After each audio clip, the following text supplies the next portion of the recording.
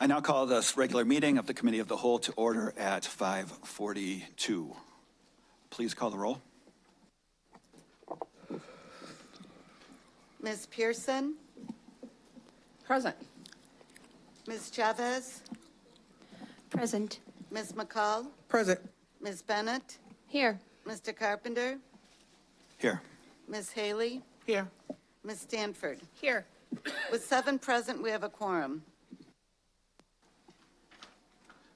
Thank you. We just did the Pledge of Allegiance and the moment of silence about 40 minutes ago, so I think we can skip that. And we will mention that the mission of Rockford Public Schools is to collaboratively engage all students in an equitable first-class education for a changing world. And before we go any further, we'd like to thank Kim Pedersen and Aaron Hill, who are working behind the scenes to produce the board's broadcast via YouTube, live stream, and Comcast Channel 20. I would also like to welcome Superintendent's Student Advisory Council member, Michael Santos Antonio from East High School.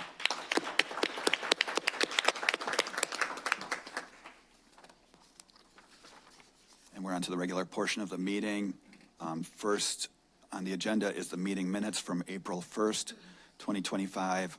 Are there any changes or corrections or additions to the meeting minutes?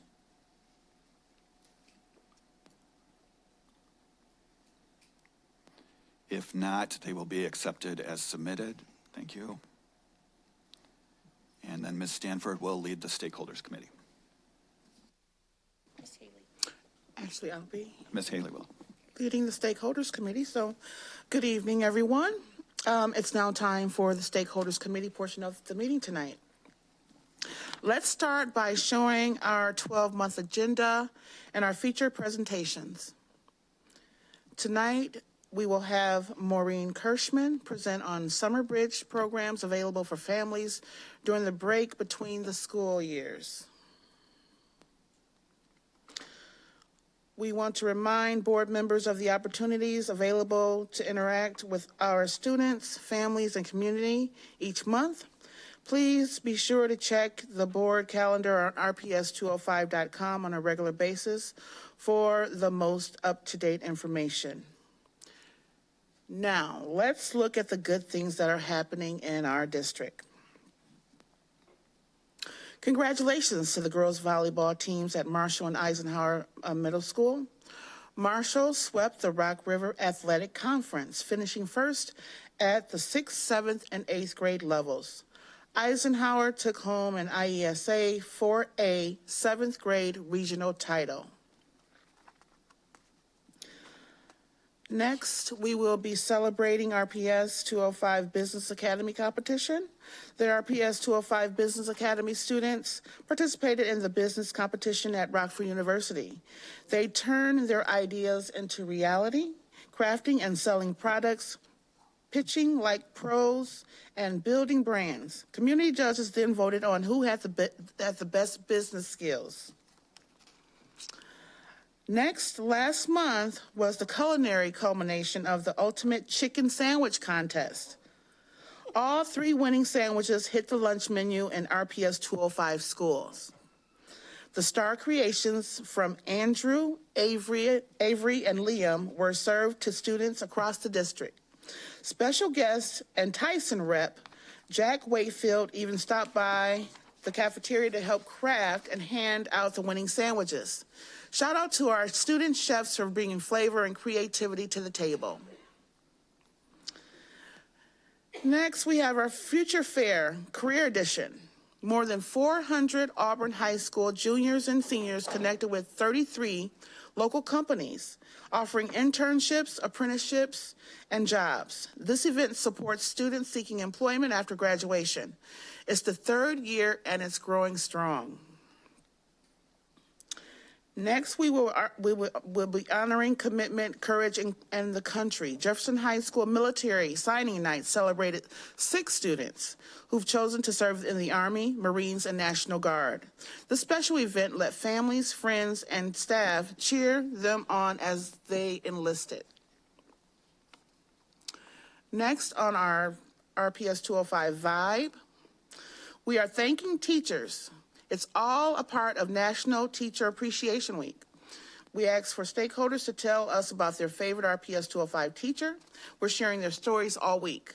Check it out at rps205.com. And now it's time for our legislative news. With roughly 1.5 months to go in the Illinois legislative session, lawmakers continue their efforts to advance legislation. With each stage in the process, the focus of the legislature becomes narrower on issues that seem poised to a resolution this year. Much of the focus of the latter half of the session will be on the budget for the upcoming state FY 2026. Working with RPS's lobbying team, we continue to advocate on behalf of the district, including for an additional $350 million for the evidence-based funding formula. We are encouraged in broader conversations on dual credit legislation, as well as addressing a pension issue related to the state's ongoing teacher shortage. Here at the local, state, and federal level, priorities that our board is working on with Dr. Jarrett. Is there anything you would like to add about our legislative priorities? I think your summary was excellent. The $350 million for evidence-based funding looks very strong. I would put that at an extremely high percentage. Dual credit legislation continues to stall out. There are a few legislators that are in the suburban area that are being impacted by some community college president and faculty presence that is concerned about expanding dual credit access, potentially being a negative impact on jobs. So we're trying to work through that and ensure that we're designing legislation that is a net win for students. And so we continue to put a great deal of focus on that. We also continue to focus on the pension penalties that have really been triggered in many cases due to the fact that our teachers are teaching an extra assignment within the last 4 years of their work in the district. We think that it's important that shortage areas are able to be filled without those penalties. And we continue to have conversations about advancing that. At this point, there has been limited opposition, but it's a matter of getting it moved forward. We have had support from local representatives to get some kind of legislation addressed in this session, and we'll certainly keep you posted if there's any positive momentum. But I would say those three are all in the best shape of the priorities that we've been able to set. We've had less success with some of the federal issues that we put out here and some of the other issues on the list, but in that first slide, the second, third, and fourth bullet all are in various degrees of progress. Thank you, Dr. Jarrett, for that update. And now for some internal and external news. Last month, the 205 Leadership Summit was held at the Administration Building. Central Office, Operations, and Transportation employees were invited to this quarterly meeting. They continued the conversation around the instructional core, the district's bold strategy that shifts from management to purposeful leadership. They highlighted the essential roles each employee plays in supporting principals, teachers, and staff to create an environment where all students thrive. The summit kicked off with a musical performance by Auburn High School. Featured speakers were Christina Miller, Jason Pope, Chris Taskey, and Melissa Wolf. They each talked about how their departments support the instructional core. Okay. Next, RPS 205 high school students can apply for a seat on the Superintendent's Student Advisory Council for the 25-26 school year. The application period closes on May 10th. Just head to the SSAC page of our website. Next, we have Ms. McCall mentioned at the meeting last month that she joined RPS 205 high school students on the Wabongo Leadership Council's annual college tour. This year's journey to justice honored civil rights lawyer A.P. Tirode as students explored HBCUs, LSU, and the Whitney Plantation and Jackson State University. Here are some pictures from her trip. And now for our feature presentation. Maureen Kirschman, Director of Attendance and Community Engagement, is here to tell us about the programs and resources available for our families during the summer break. Ms. Kirschman, the floor is yours. Hi. I am Maureen Kirschman. I serve as the Director of Attendance and Community Engagement. And tonight I am here to share how we, alongside many of our incredible partners, both inside and outside. Actually, is there a clicker? I just realized I don't have this. It's going to get real awkward otherwise. I feel like I've done this enough. I should know to get this before I start. How we're working alongside many of our incredible partners, both inside and outside, to make sure that our students are staying connected throughout the summer months. And we all know that maintaining engagement over the summer months is essential, not just for academic success, but for continuing to build strong and supportive relationships with students and families. And this presentation is going to highlight some of those key efforts underway across our departments and with our community's partners to support this goal. So why does summer engagement matter? The kids have left us, so why does it matter once we have sent them away? It might be a break from the classroom, but this is absolutely not a break from our connection with our families and with our students. And this is a key time for us to stay connected with our students and families. The work that we're doing during these weeks, because we have 10 of them this summer, it is a little bit shorter. It is absolutely essential. It helps us lay the foundation for a strong school year. By breaking down the barriers and by strengthening families now, we're helping the students walk into the fall feeling supported and ready to go. This summer, we are focusing on supporting families in real and practical ways, building stronger bridges between the school and the community, and promoting consistent on-time attendance for the fall by creating a culture of connection that lasts way beyond just the summer. All of this will help our students stay engaged and feel like they belong, to return to school in a place where they can thrive, because we all know that a big part of the work that we have to do is to create those spaces of belonging for our students. So we know that schools cannot do this work alone, and we are incredibly fortunate to have a very strong community and community partners who help keep students engaged during the summer. So this year we proactively reached out and invited our partners to share their summer program information so we could post it on the RPS website. This way families have one place to find enrichment opportunities, camps, and activities happening all across the community. In addition to these partner-led programs, RPS is also continuing to offer the internal summer opportunities, including our summer retreats, sports camps, and school-based programs tailored to student needs. And together, through both community and district-led efforts, we are working to prevent that summer learning loss, keep students connected to school and the community, support families during the break, build momentum for strong attendance in the fall, and to make sure that students have access to meals and trusted adults. And this is a collective investment in student well-being, and it's one that helps set the stage for a strong and successful school year ahead. Transportation. Transportation, as we all know, is a barrier. I feel like I could just end it right there. Like, this is a huge barrier for our community. And it is. This is something that I hear constantly when I'm talking with families. Like, transportation is a barrier. And this is why we are so incredibly grateful for our ongoing partnership that we have with RMTD.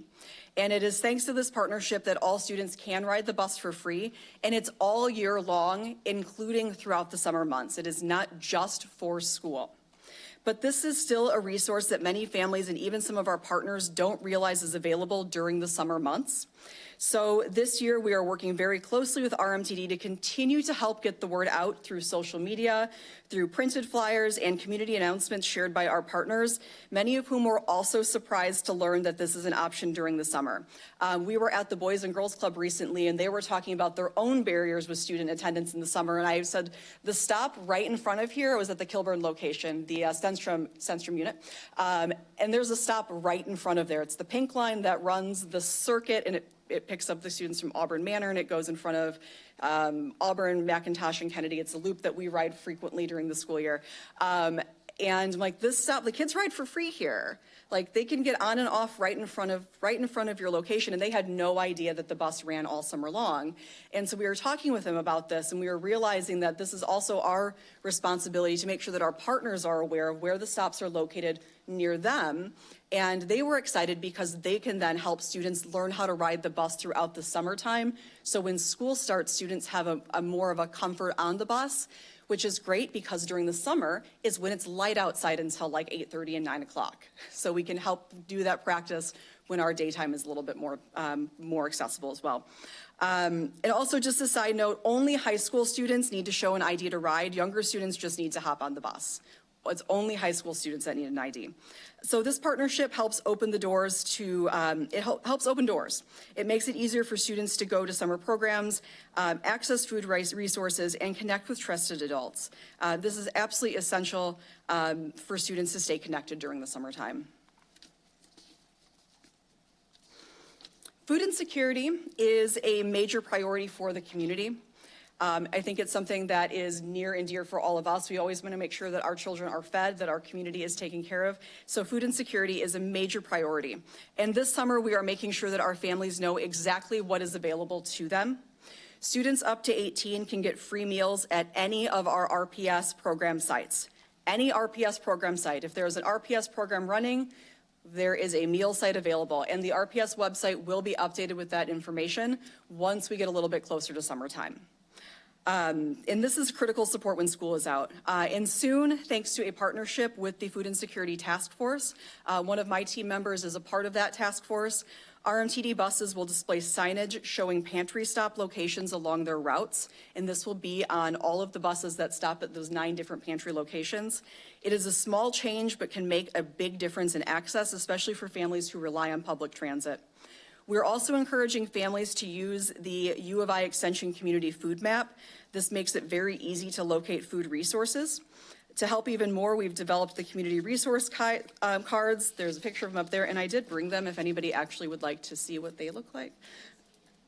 They do scan, but yeah, it's good. But I brought them too if you want to see.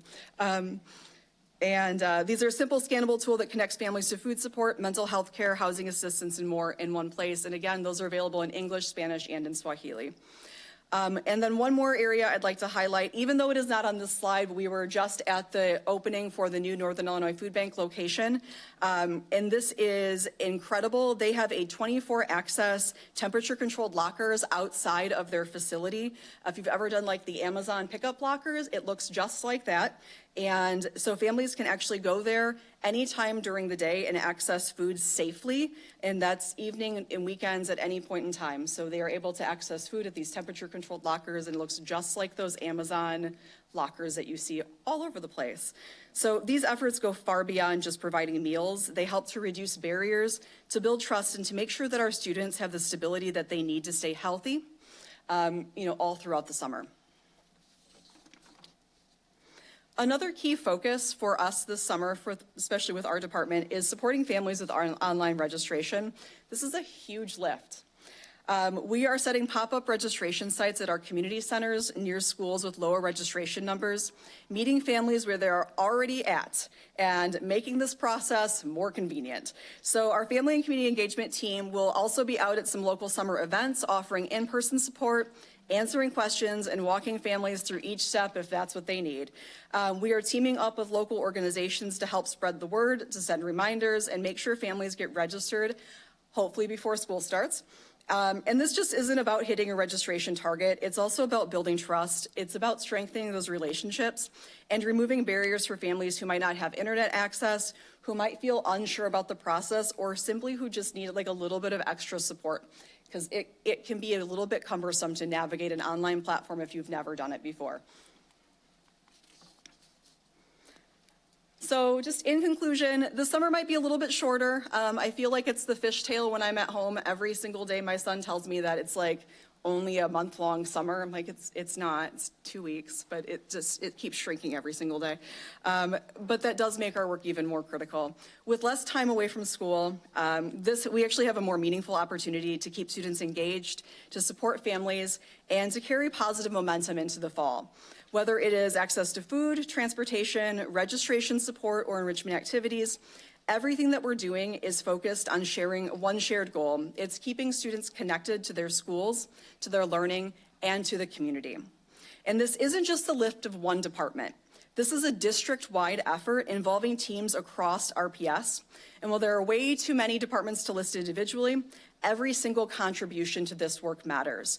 It's from our nutrition services to facilities, transportation, athletics, and fine arts, improvement, innovation, and all of our dedicated community partners. This work is truly a collective effort. We'll be tracking a lot of our impact through some few key takeaways and key indicators, sorry. The number of students registered by August 1st, our first day attendance, and then our attendance during the first week of school. The early metrics will help us gauge student connection and readiness. And the rest of my notes didn't print. And it'll help us gauge student connection and readiness. And we are sure that everything that we are doing over the summer is bound to set our students up for a successful return in the fall. So thank you for your continued support of our students and our families and the work that we are doing to help keep them connected year-round. We are very excited for this summer, and we look forward to seeing the impact when our students walk through the doors in August, ready to learn and thrive. Any questions?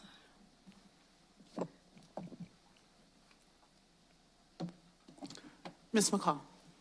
Yes, thank you. Just a quick question regarding, if we can go back to the RMTD transportation partnership. So you mentioned that only high school students need to show their IDs to get on the bus. Yes. And then you said anybody else, all the other students could just hop on and ride along. Yes. So my concern is, like, is there an age limit? Is it just any student can just hop on the bus and go anywhere? Like, are there special routes designated for any of those students? So like a 10-year-old can just go to any RMTD bus and ride to anywhere they want?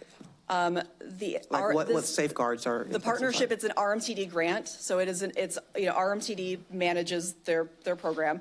The information we have from RMTD is that students ride for free. It really becomes up to the parent in the summer of what their decision that they're making for their own child. But it's an RMTD program. Okay, so we don't have any type of safeguards or anything, guidelines or anything to ensure safety of the younger students who take advantage of this program? It's my understanding we're going to have an RMTD presentation in the next couple of meetings that'll have all the details about the program. Okay, so right now we don't have any information regarding younger students just getting on the bus. Okay, thank you.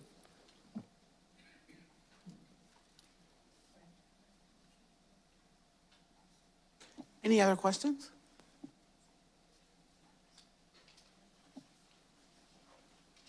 Well, thank you, Ms. Kirschman, for your presentation. We appreciate it.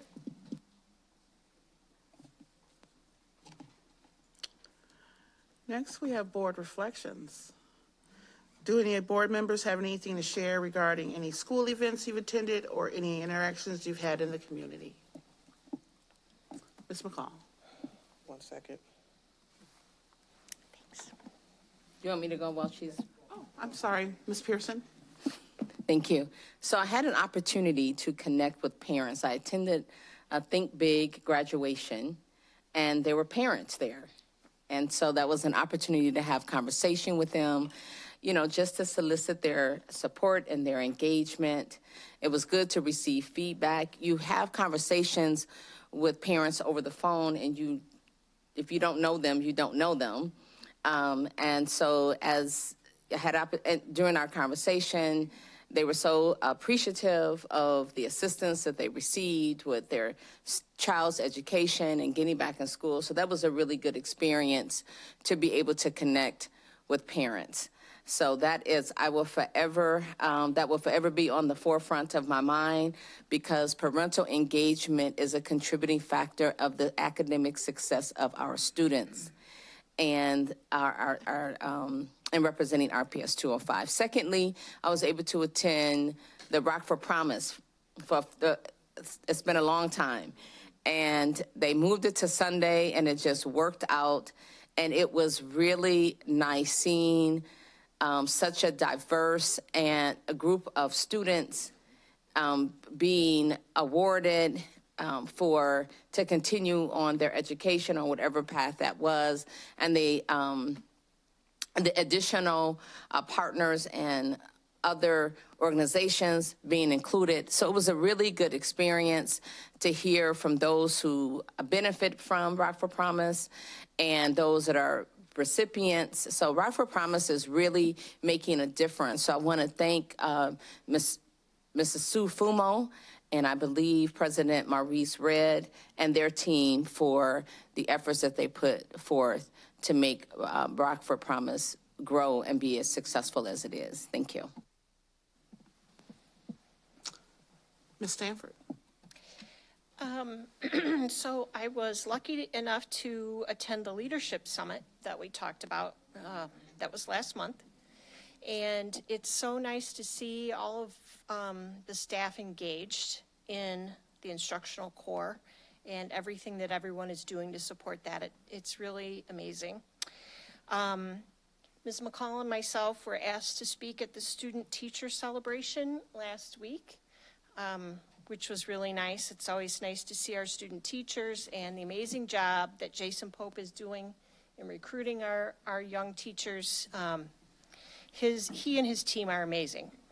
I also was at the Rockford Promise celebration, and unless you can see a stage full of kids, so many kids that they can't all fit on the stage, all receiving free tuition for college education, you just don't understand what Rockford Promise is. It's amazing. So thank you to Rockford Promise, the City of Rockford, RPS, everyone that supports Rockford Promise. Thank you so much. Ms. McCall. Okay, so I was able to attend the Rockford Promise thing. One of the takeaways that I got from that celebration was the first group of students who were awarded the free tuition were graduating. They had students that were graduating this year, along my son's best friend, Adam Zaid. He spoke at the celebration. He's graduated NIU with an engineering degree, and he's already, held down full-time employment, and he's ready to give back to the community, so I just wanted to shout him out. Additionally, I was able to attend the Golden Apple Foundation, where a class of 97 from Auburn High School teacher, Mrs. won as a Golden Apple teacher from Haskell. I was also able to attend the Bags, West Middle School Bags celebration, their career day, where they had different members of the community come in and pour into the students during their bag celebration with Dr. Reed and his team. Additionally, let's see, Golden Apple, think big. Additionally, I had a statement that I prepared to speak. I didn't get a chance to say it, but I wrote it, so I'm going to read it, even though it's all over.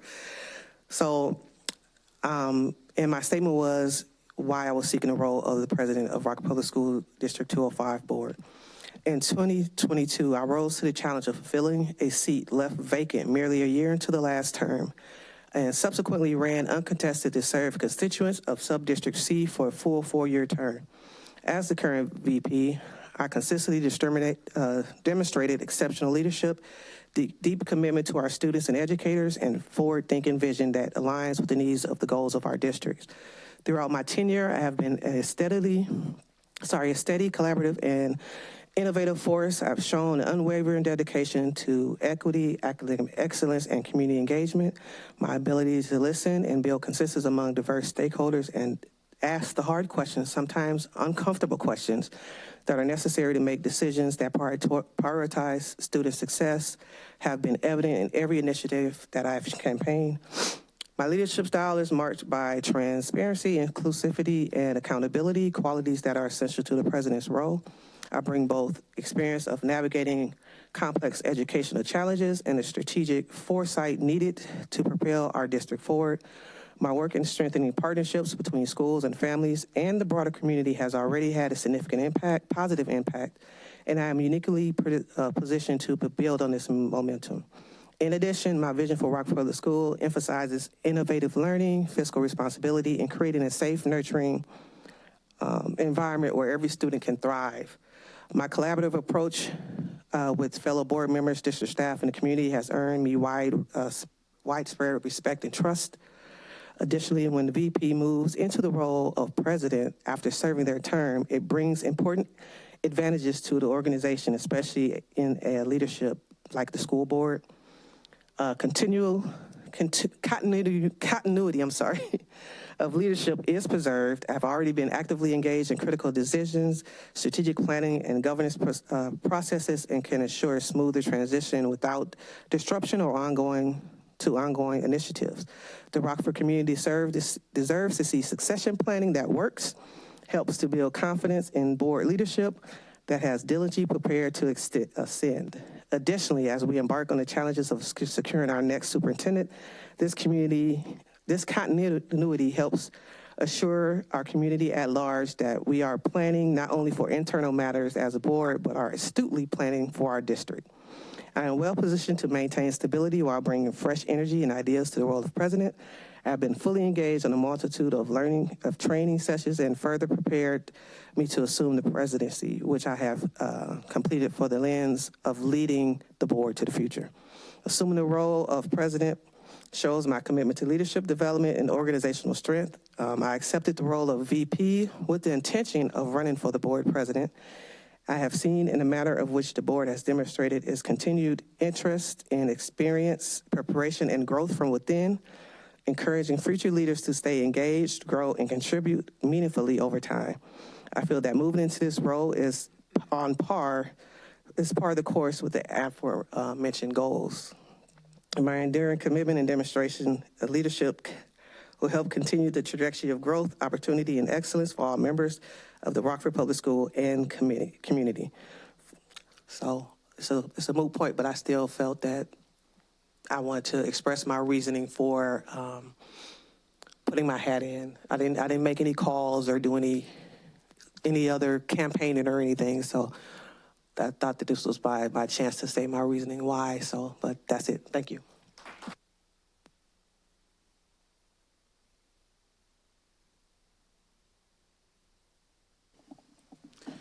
Thank you so much, Ms. McCall. Any other? Oh, Mr. Carpenter. Thanks. I also attended the Rockford Promise event last weekend, which was inspiring, like you all said. I also, I think last week or the week before, visited Gregory Elementary and saw a lot of improvement since my last visit there. And Principal Reitzel also explained plans for construction that are part of the facilities master plan that are getting underway this year.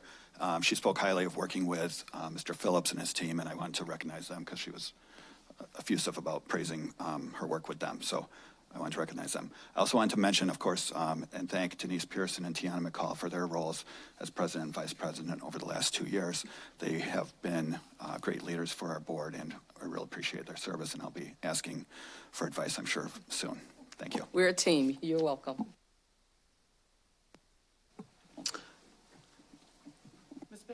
Ms. Bennett. Just two quick things. As many people know, teen dating violence has been a discussion for the past 2 years now, and we're at a really good point now regarding implementation. So the toolkit has been released. Schools have started to use the toolkit, and now we're in the phase of implementation. So earlier last month, I was able to be a part of a meeting regarding the implementation, so working with our experts in the community regarding teen dating violence and how those experts are going to partner with Rockford Public Schools and our administrators. And then moving forward to this month, there will be a meeting with all principals and all middle school principals to make sure that all of that information is disseminated and there's a really great understanding of how that will work. So once the school year starts, we can hit the ground running, which is very exciting. And then also planning on the Educator Summit, which is August 5th and 6th, and I can get more information to everybody as well. But there's been an offer for Rockford Public Schools to have a segment, all of our own, whatever makes sense for us as a district. And so I think it's a really good example of collaboration and making sure we're working together. Second area, myself and a lot of us actually were able to attend the Greater Rockford Chamber of Commerce Mayor's Address. And Mayor McNamara talked about lots of different things regarding the business community, but us specifically in education, just his further commitment over the next 4 years to working with Rockford Public Schools, offering his help however we decide we would or would not like it. And so I thought it was a really great presentation, and just how many people in our community care about education in particular. So that's all. Thank you, all important work. Anyone else? Well, thank you. That concludes the Stakeholders Committee presentation. Thank you, Ms. Haley. Ms. Bennett will now lead the Performance and Monitoring Committee. Okay, we do not have any feature presentations tonight, but does anybody have any questions regarding any of the consent items for performance and monitoring?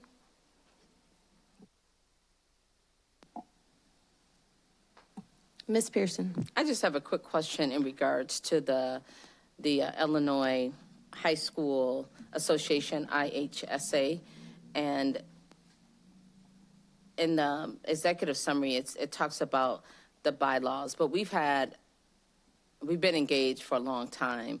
Has there ever been any questions in relation to the bylaws and how it affect our students?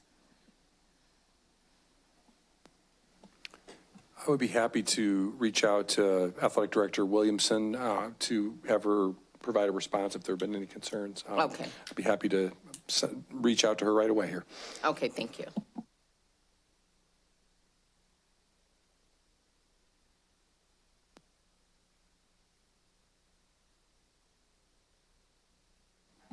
Any other questions that board members have?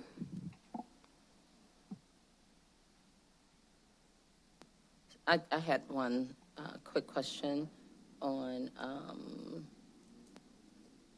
the curriculum, RTTB, instructional coaching. Wait a minute, make sure that's right. Yeah, so this is in relation to the Tier 1 math, and it looks like it's focused on the middle schools. And so I see that there's a difference in the price between with RISA and West. So I take it that they're getting additional services, because it looked like it's $38,000 for Eisenhower, Flynn, Kennedy, and Lincoln, and $57,000 for RISA and West. Dr. Gallagher, do you have a response for that? I know Ms. Detman went home ill this evening, but. Yeah, I'd be happy to provide the details of how the professional development and embedded coaching is differentiated for each of the schools, but they do just have different levels of service that they purchase based off of their discretionary dollars from their school-based budget. Thank you. Yep.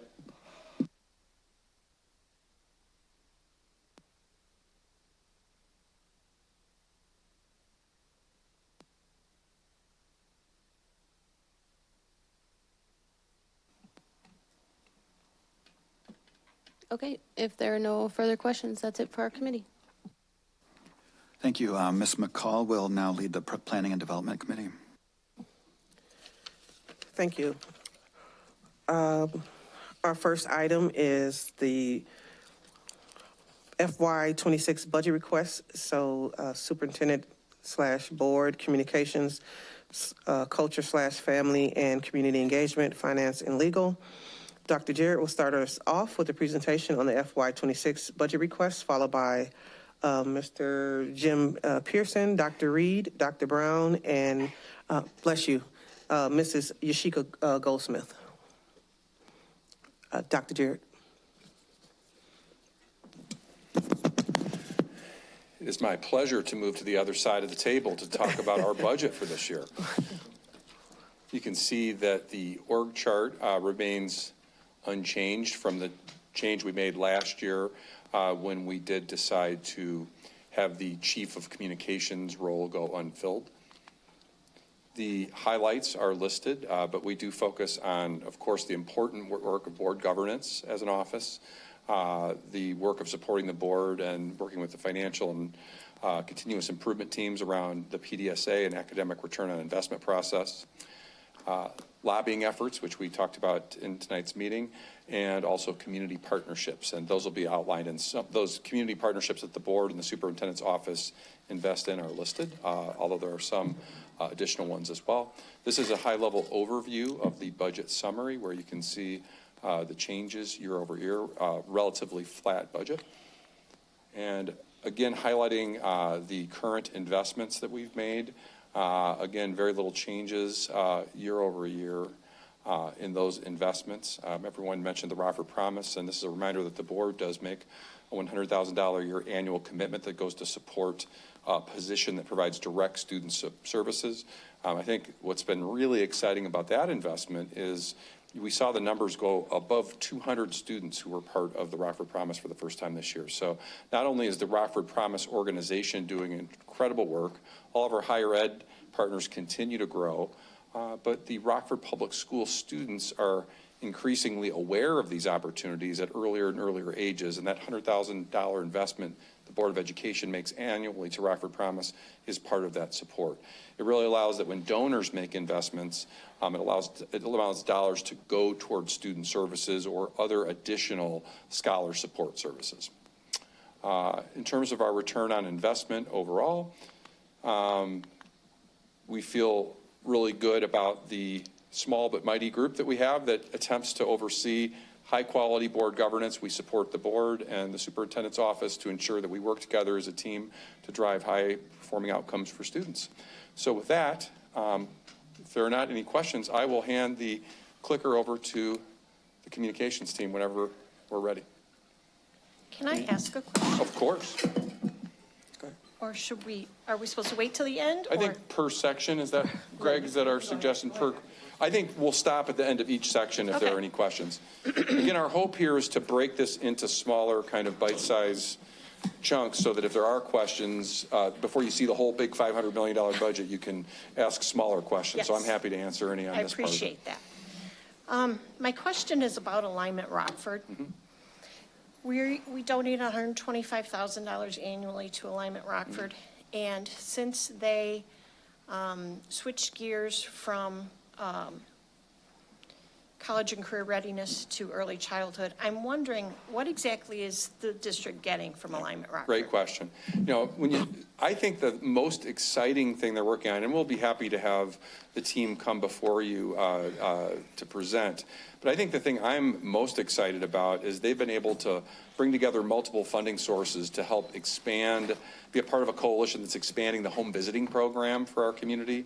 And their goal is ultimately to provide universal home access countywide, but obviously the vast majority of the families that would be supported by that are Rockford Public Schools families.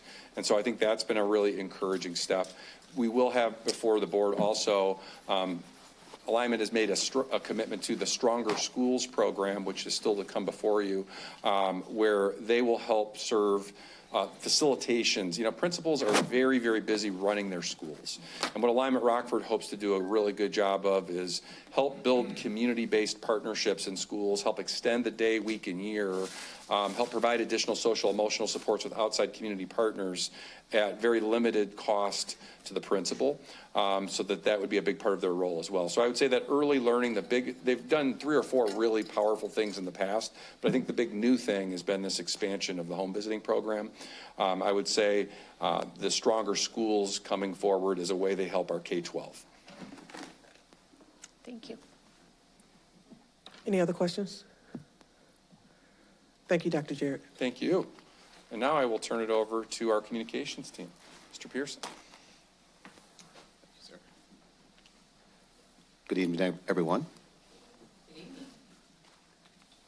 So as we move into FY26 from a staffing perspective, nothing's changing. We will remain the small and mighty team that we have been, doing a lot of important work and working across most departments within the district. While this is a list of communication highlights, what I can say in the past year, we focused on building a foundation to be able to communicate effectively and drive engagement from our community. And we do that in a lot of different ways, but from strategic initiatives to thought leadership, campaigns, community engagement, internal and external communication, is a big deal within the district. You heard about the Leadership Summit, the Brothers for Change. Those are all initiatives that the communications team worked hand in hand with different departments to bring to life in really effective ways, because while it says communication in our title, we really work on building culture. Our budget, while slightly increased from last year, will focus more on planning. One of the things that I've outlined for next year is devising a plan and a strategy that allows us to be less reactive. A lot of work was coming at us because problems were coming to us. I want to get to a place where we're planning to solve those problems in advance so that we can invest appropriately in campaign work to tell our stories. Ms. Pearson, about a month ago, you had asked, how can we tell more of the stories around the good news that lives within all of our schools? And part of that is investing in the ability to tell those stories. And so that's what this increase would do.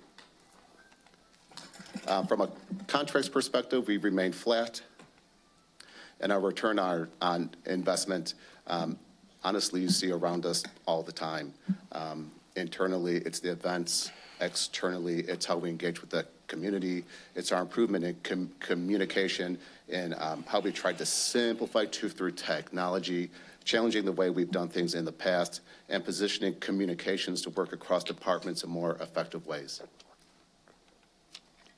And with that, I'll take any questions. Ms. Pearson. Thank you. In regards to Epigee, I saw that in the slide deck. Yeah. So can you give us an update? Is everything coming from Epigee now? It is. So we've spent the last 7.5 months rolling out the platform. There's a lot of different steps to that, and part of the process is rolling it out and working with our teachers and principals to understand ways to optimize it. So before we finish the school year, we're going to be pushing out a survey to understand where we can improve and honestly work with Aptigee to help them improve the platform. We've seen some really good things. We've seen some things that we're not so happy with, but ultimately we're going to work to improve it year over year. So as time goes by, it becomes the seamless platform that we need it to be.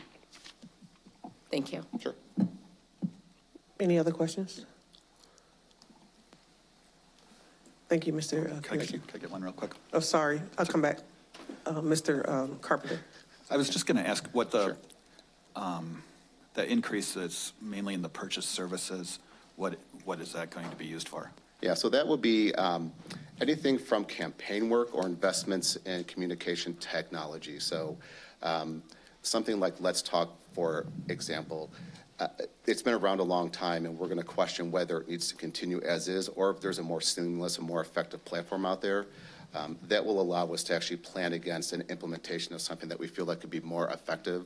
On the planning side of things, through the budgeting process, I was able to go back a year and look at what we did and then talk to some department heads about what we'll need, so then I can actually then budget out money against planning as opposed to just reacting to everything that's coming at us.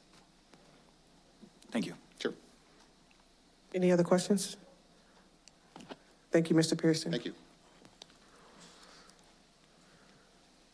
Mr. Reed, Dr. Reed, I'm sorry. How you doing? For our new name, the Culture and Student Engagement, our org chart will stay the same. One person is missing. We did add a person. She was a replacement for a person. She's not on this org chart. But our definite focus has stayed the same, with an emphasis on belonging, retention, the teacher pathways, onboarding, culture, affinity spaces, our community partnerships, student leadership, and I think the most important initiative that we've updated is the BAGS initiative. Our department was just not going to be limited to the work if we did not have a measurable for our department. So we really look at BAGS as the whole gambit of how we'll support with our schools, and we'll continue our efforts in family engagement. Salaries and benefits remain the same. Purchases, supplies, everything's the same there. You'll see us remove CPI. That's going back to the schools team. We're going to have a way to do CPI continuously internally with the train and trainer model, so we should save money there in the future. Our main investment that you talked about earlier is the Rockford University. That's our pathway where we recruit our teachers, where we get our scholars to become teachers, where we get the master's program to our staff. And we decreased in our equity consultants because we're going to focus on targeted universalism and use the best person from our 3 last year. So we're going to focus there. And this is our budget. And our return on investment is clear. We want to provide systems of supports for our schools. And I think that a lot of that support will come around the BAGS initiative, our district-wide focus on attendance and belonging, and increased efforts for teachers and staff recruitment. And we're going to be more accessible to our community to support them in a more diverse way. Any questions? Ms. Bennett? Okay, Dr. Reed, for the Bachelor of Social Work line item, so is this to just pay for RPS 205's cohort of individuals going through the BSW program? Absolutely. So the first year we had to do a lot of onboarding with the university. We were definitely trying to get that program up and running. It took us a while, but this year is definitely to staff our individuals from our district, yes. Okay, so this is going towards, sorry, I'm trying to understand. This is going towards paying the tuition of the BSW students, or this is going towards paying the RPS staffing of helping the cohort of BSW students?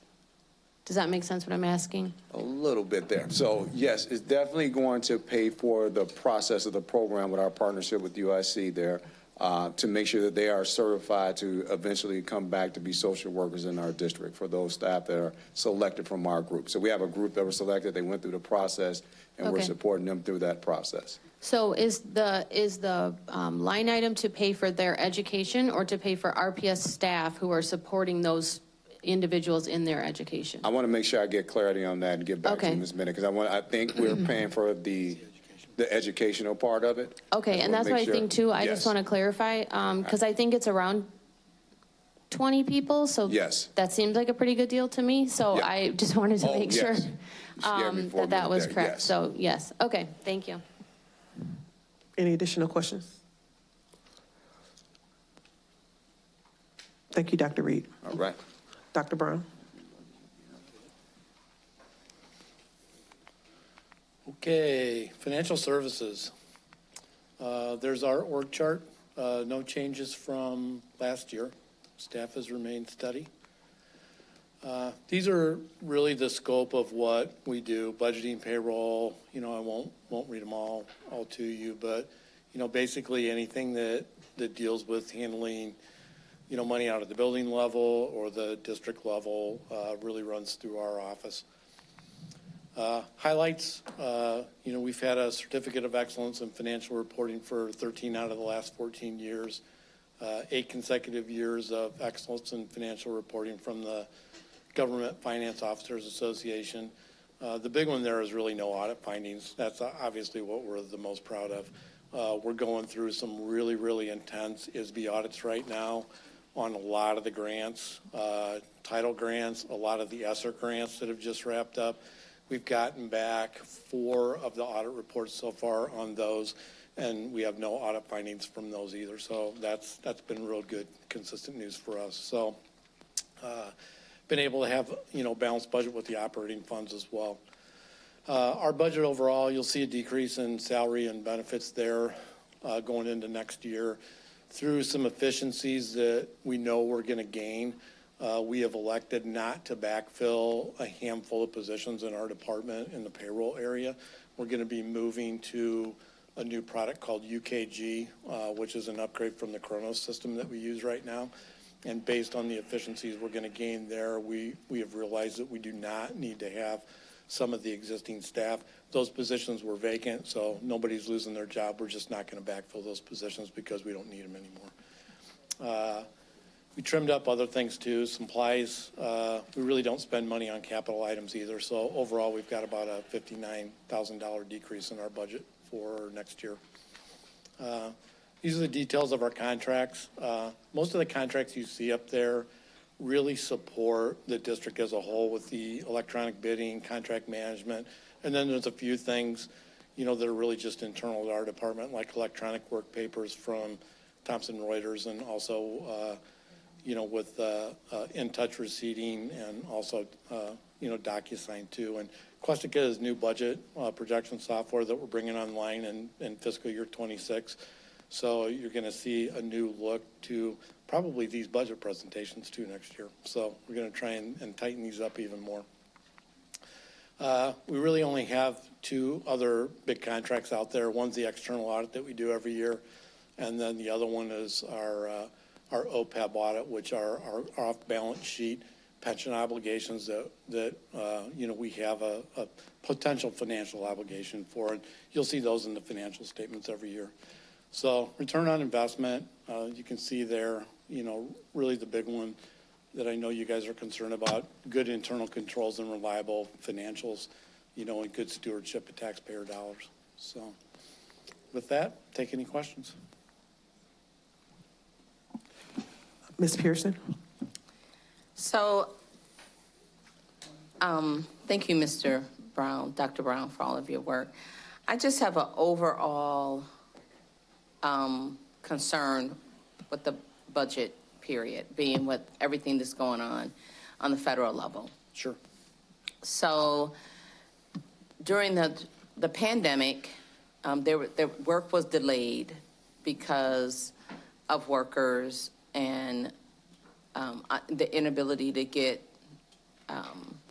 products that we needed to fulfill contracts. So overall, specifically with the war on tariffs, and I attended a webinar that really kind of provoked my thoughts on the future, as we're making decisions here for the next year or two, correct? Correct. So how do you see this playing out? And are we doing too much or spending too much or making decisions that will hurt us in the long run, not knowing, can you offer any reassurance, or what does it look like? Or are we going to depend on, when we get to that point, of the reserves? Yeah, so I wish I had a crystal ball. I have no idea what's going to happen even tomorrow morning. We could pick up the newspaper tomorrow and it could be something totally different than it is right now. You'll hear a lot more about this in June when we start bringing the draft budget back forward, but we are already starting to see the impact of tariffs. There's no question about it. I just got a copy of an invoice today where a vendor wants to charge us tariff-related charges on a service contract, which makes absolutely no sense because a service contract is U.S. labor. So, those are the kind of things that we're already seeing popping up. We've seen other invoices come through with tariff charges, but there's no dollar amount in there. But all the vendors are setting themselves up to be able to tack things on to what we're going to pay. And so I really don't know what the impact is going to be right now. I'm hopeful that some of these trade deals get done and we get some relief there.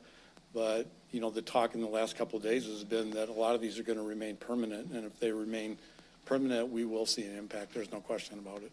So, and where we're really, worried that it's going to hit us hard is on technology. And, Jason and I worked together earlier this year to go ahead and make advanced purchases for all of our laptops and Chromebooks for next school year.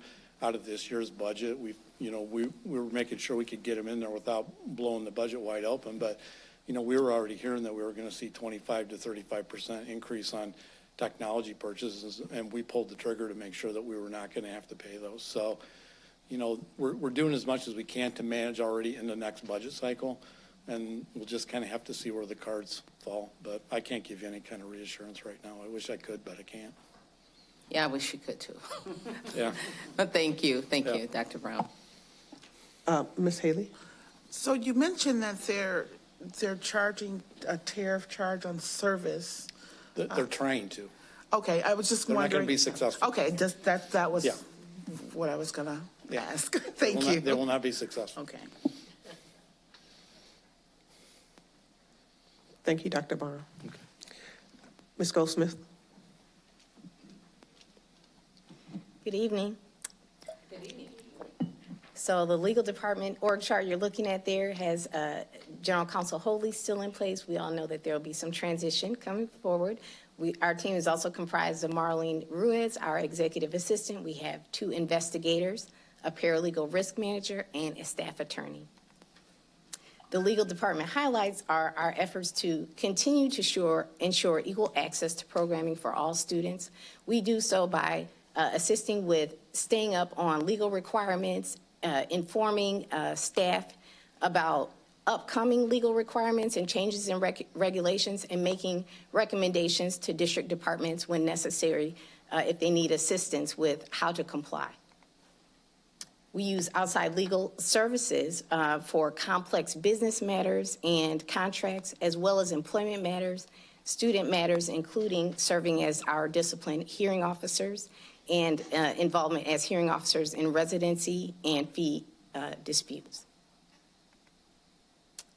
Our legal department budget overall shows a decrease. The salaries and benefits account for Ms. Holy remaining in the department through December, so that accounts for 3 attorneys for a portion of the school year.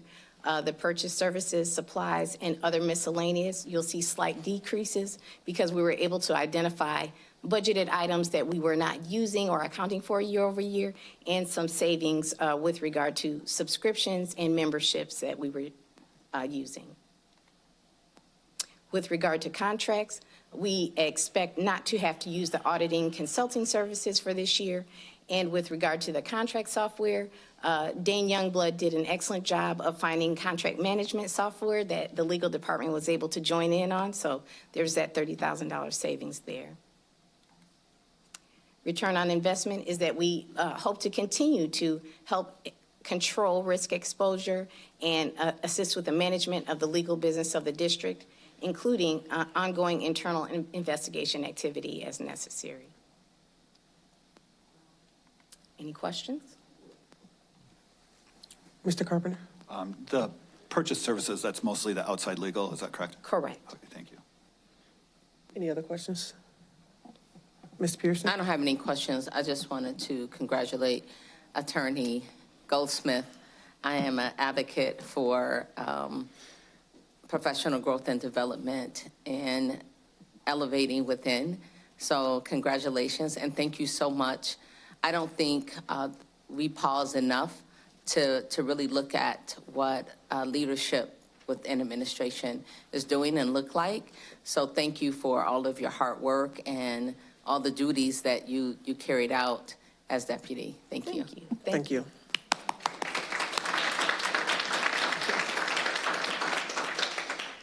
Are there any additional questions regarding the FY26 budget requests presented tonight? Seeing none, we are going to move on to our May 2025 Facilities Master Plan funding options. We're going to have Dr. Brown, our Chief Financial Officer, will give us an update on the Facilities Master Plan funding options. Dr. Brown. Okay. I don't know if he's going to pull anything up here. We don't really have a formal presentation. What we really have is, you know, the write-up that you see, you know, in the board packet. This is the similar write-up that we brought to you guys last summer and last fall as we were working through, you know, the preliminary stages of funding the facility master plan. There wasn't an immediate need to do anything last fall because we were funding the initial stages of the project with cash that we had set aside to do that. But we are getting to a point now where probably this summer, really July, August timeframe, we are going to need to make a decision on how we want to proceed going forward with the funding of the facility master plan. And so you'll see the 4 options that we've reviewed previously. The first one is the traditional referendum, where we would go and ask the community for their support in selling anywhere probably between $100 and $150 million worth of bonds to facilitate the finishing up of the project. So if we're going to do that, we have 2 options coming up in the next year where we could actually have a referendum question on the ballot. The first one will be March 17th, and that's the general primary for the state of Illinois. And if we did not do it then we would have to look at doing it on November 3rd, which is the general election for the state. I tend to like to go on the primary ones because there's not as huge voter turnout and the likelihood of passing a referendum is greater if you do it not in a general, election, where all the state offices are up. So just something to keep in mind there if you want to do a little research on that. One thing that I think is important, and I attached a memo in there from Stiefel on the bond market right now. The bond market is extremely volatile. It has not reacted well to, all the tariff talk, and the bond market has swung wildly in the last couple of months. And so that's a consideration for us, really going into any kind of a referendum scenario. Option 2 would be to look at doing the 1% sales tax. Since we last talked about this last fall, we've received additional information that's also in your packet there. The Regional Office of Education actually contracted with a firm to do a sales tax study in Winnebago County. And the results were actually really surprising to me, and I think everybody that received this. The estimate was that 63% of the sales tax dollars that come into Winnebago County come in from people that live outside of Winnebago County.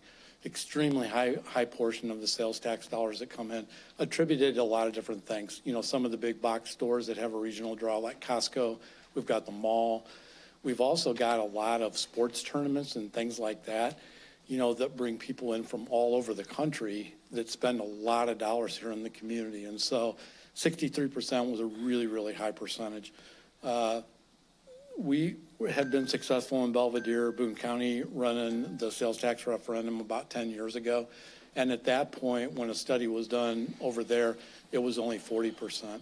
And so this is a significant increase and really an attractive way, when you look at all the options, to actually let people from outside this community help us pay for our improvements. And so, something to really keep in mind. If we were going to do this, this has to be done by a referendum question as well.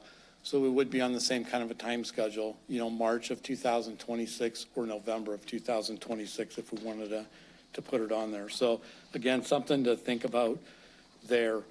Option 3 would be to do non-referendum debt, which we can do. There was a change in the legislation in June of 2024 that allowed us to borrow money for certain projects without actually having to go to referendum. Now, we do have some limits on how much we can borrow doing that, but we do have the ability to borrow using what's called our debt service extension base, and also, issuing health, life, safety bonds. So what I will tell you, if we do go that option, at some point, we're still going to have to go back to the community and ask for a referendum, because the amount of money that we could issue using the debt service extension base and issuing health, life, safety bonds won't be enough for us to complete all the project.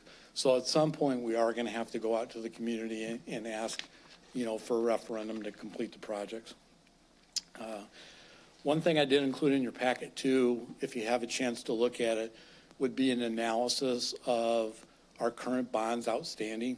So you can see all the bonds that we do have outstanding right now. You can see all the bond issues that were done for the last facility master plan and how much we have outstanding. We borrowed about $188 million to do the last facility master plan.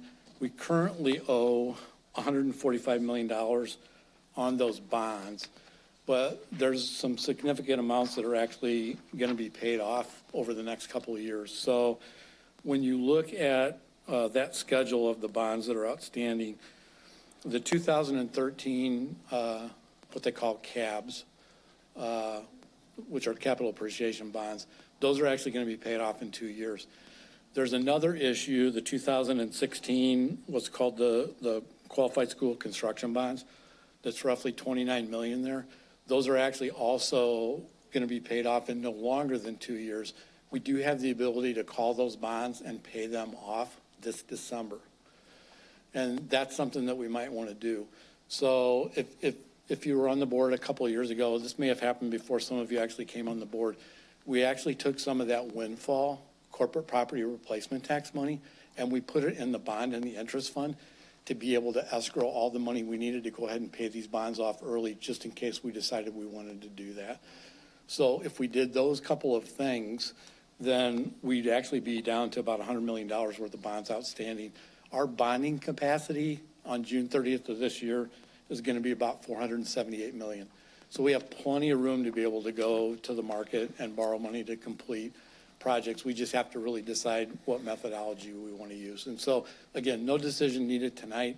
Just wanted to give you a lot of information here tonight. I know I kind of like piled it on here, but there's a lot of attachments there. If you could take some time over the next couple of weeks and email me if you have questions, call me if you have questions.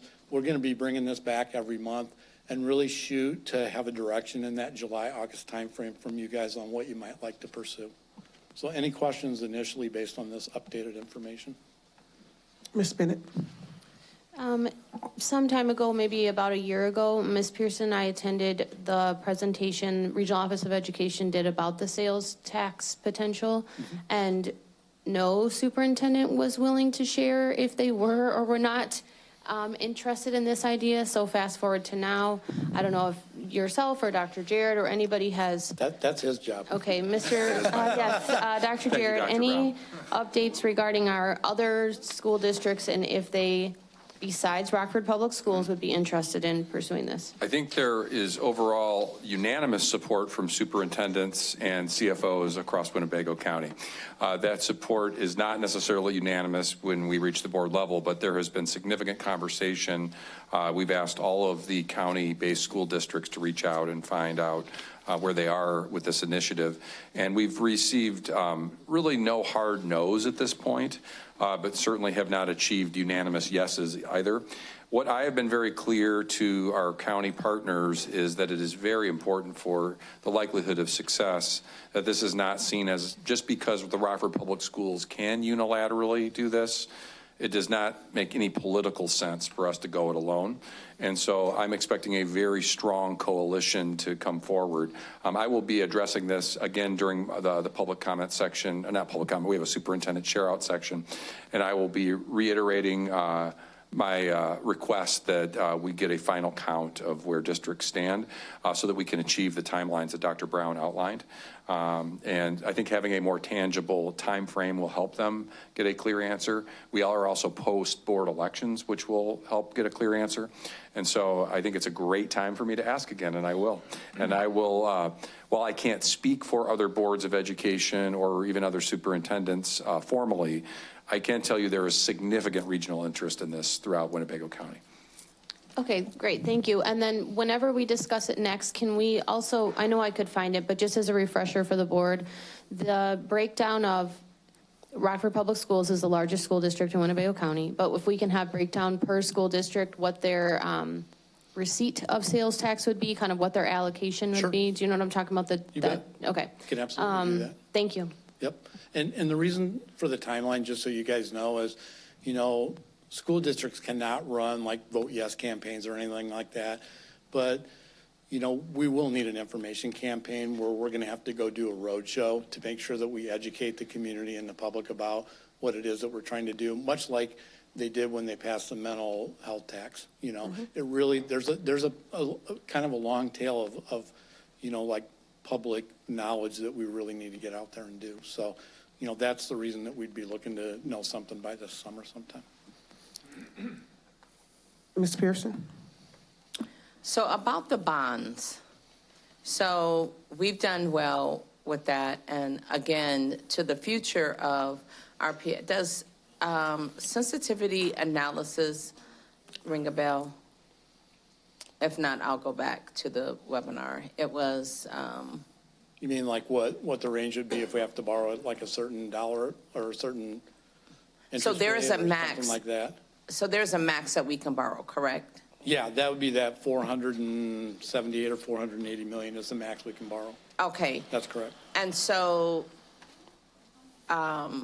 say, and so we're doing good again for the next year or two, but I'm kind of looking beyond. I'm talking in terms of the debt. So is the outstanding debt amount for bonds, is that anything to be alarmed about 10 years from now?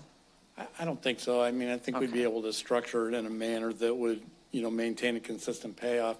That's the one nice thing about the 1% sales tax is there's enough money generated from the 1% sales tax for our school district to not only pay off those bonds over 20 years, but also give a tax abatement back to the people in the community against the other bonds that still remain outstanding. And so, you know, that's kind of the win-win on the 1% sales tax. Thank you. So, and we structured those bonds so we could pay them off early if we wanted to, too. You know, we'd make sure they were callable after a certain window. Any other questions?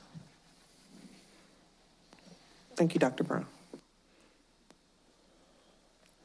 Now we will move on to our preview of consent items. Below are the consent agenda items for the Planning and Development Committee. We have A, IFB 25-32, Welsh ES roof replacement. Item B, IFB 25-35, masonry repairs at Fairview, Gregory, and Rolling Green School. Item C, IFB 25-36, Rolling Green ES partial roof replacement. Item D, recurring contract with FLO, Flow Analytics, for district boundary adjustments and annual enrollment analysis. Item E, professional service agreements with Olam Ernest Martin Architects for project management services. And item F, Singra, UPN Kennedy fiber installation. That completes the report for the Planning and Development Committee. Thank you. Thank you, Ms. McCall. I'll turn it over to Ms. Pearson for the Governance Committee. Sure, but I had a question, and the preview consent agenda, Planning and Development. I'm sorry. Go ahead, Ms. Pearson. So 6D, and Dr. Jared and I discussed some of this a little bit today, and I'm going to continue to seek knowledge in regards to the district boundaries and the role that some board members would play in that. I think that this is very important that we stay very connected so it is not misunderstood where it relates to boundaries and zones and things of that sort. So I don't have any questions just yet, but it is worth paying close attention to it and how the board will engage the community and those that need to be involved. Thank you. Thank you. Thank you. And Ms. Pearson, if you want to continue with the Governance Committee. Yes. So we are at the Governance Committee. Board policy, let me make sure. Yeah. Board policy 4.12 is updated to reflect statutory changes, including that staff who have access to personal identifiable information shall be trained to protect the confidentiality of this information. Board Policy 4.80 is updated to reflect statutory changes. Specifically, the policy is revised to clarify that if supplies or equipment are acquired through a federal or state grant, inventory records will be maintained in compliance with applicable statutory requirements. Board Policy 4.110 is updated to clarify statutory mandates regarding when the district must provide transportation when adequate public transportation is not available. Board Policy 6.135 is updated to reflect statutory changes, specifically notification requirements with regards to accelerated courses are added to the policy, and the proposed policy allows for waivers of courses completion requirements when specific conditions are met. Are there any questions about any of the proposed policy changes? Next is the review of the remaining section of the 400 policies. These overall operational services, do you have any proposed changes to these policies? I had asked board members to review specific board policies. So I'll start with Ms. Stanford, if and to report out on the policy she had. I didn't have any recommendations for change. Okay, Miss Haley? I didn't have any recommendations either. Okay, Mrs. Bennett? Okay, I was responsible for 4.40, 4.45, and 4.45 and 4.5. Goodness. Okay. So I didn't have any revisions other than the policy 4.4 and 4.5 state superintendent or designee, but other policies we've updated to state who the designee would be, and so that would be my only question / recommendation. Thank you very much. Mr. Carpenter? I didn't, 4.60 was I had 4.60, it was a bidder contract policy. It looked fine. It looked like it had been amended. I think we have amended that a few times in the last few years. I had also 4.62, which was regarding district travel, and 4.65 regarding fraud prevention, which looked fine to me. Thank you. Ms. Chavez? Chavez, I'm going to get it right. It's Chavez. Yeah. Chavez, thank you. That's okay. I had to review 4.70, 4.87, and 4.90. There's no recommendations for changes. Thank you very much. Mr. McCall? Thank you. I had 4.100, insurance management. I didn't have any recommendations for that one. I had 4.120, food services. I didn't have any recommended changes for that one either, as well as neither for 4.130, free and reduced price food services. Okay, thank you. And thank you all very much for, this was a pretty heavy stream of policies to review. I have, so I do want to address the superintendent or designee. If we could narrow that down and be more specific in the policies on who that is, would be appreciated. So on policy 4.170, it is in regards to safety and security. So for an example,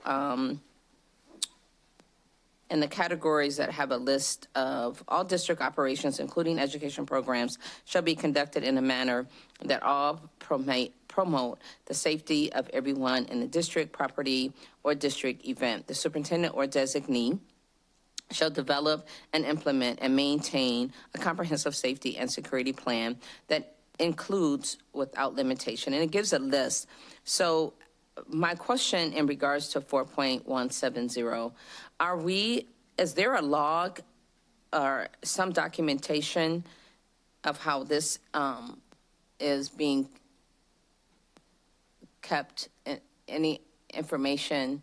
Is it done by schools, quadrant? How do we know that things are being carried out from emergency operations, provisions of coordinated efforts with local law enforcement, fire officials, emergencies, school safety drill plan, instructions in safe bus riding practices, clear, rapid, fiscal, or factual and coordinated systems of internal, external communications. So my question is, how are we, say for instance, bus safety, like how do we know that that is something that is being covered, 3 times a year annually, and how are we tracking that? Well, so there's a few different departments that cover different areas. So from a transportation standpoint, our transportation department, safety officer Rod George works with our schools on the bus evacuation safety drills that happen. And I can speak to our health services. I know Ronnie Sturm is also working with our AED and tracking the different issues that come along with those, making sure batteries are up to date and in place. Okay, and there is a log of documentation that this is being done, correct? Yes. Okay, thank you very much. Drills, Mr. Barthel's got the long list through Fred Deal. Okay. Absolutely, yeah. We have an emergency operations guide template that we work with the principals with on an annual basis, and we get our annual reporting from our principals and our buildings that they're for the mandated drills that they have to complete, because at the end of the year, we do have to input that and send that to the regional office. Thank you very much. So the next question I have, so there's a 4.170 exhibit. So there was no adoption date, classification, or revised date, so I guess that is not necessary. But it indicates state law requires schools to notify parents, guardians during school registration or parent-teacher conferences that information about sex offenders and violent offenders against youth is available to the public on the Illinois State Police website. The Illinois State Police website contains the following: Illinois Sex Offender Registry, Illinois Murder and Violent Offender Against Youth Registry. I frequently ask questions concerning sex offenders. How are we communicating this to our families? And do we have that logged or documented? Each year, we review the student handbook with student services, and that notification is in the handbook. Thank you very much. And 4.175 goes along with that, I believe.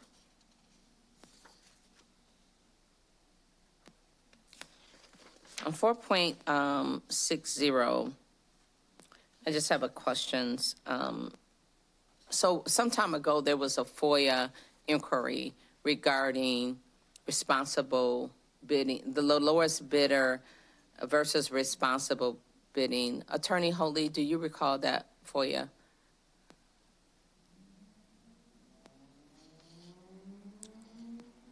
So as she comes down at the bottom, when it talks about budgeted contracts over $35,000, it gives a list. So number 5, goods and services that are intended to generate revenue and other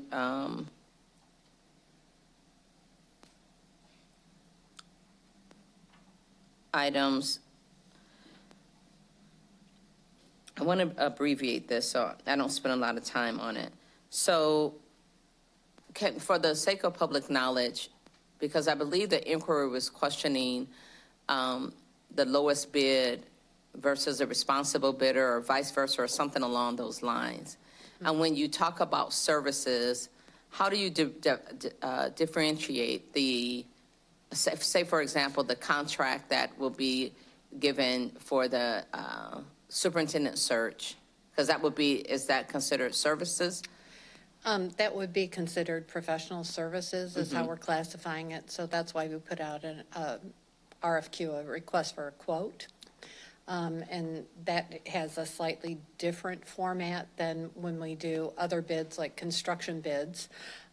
That would be different. Or other professional services, there's a specific statute that applies to architects, engineers, and land surveyors. And that has a whole separate process as well. So do we have a policy for the professional services? Yes, we do. Okay, so we'll take a look at that. And so the difference, so you have the responsible lowest bidder.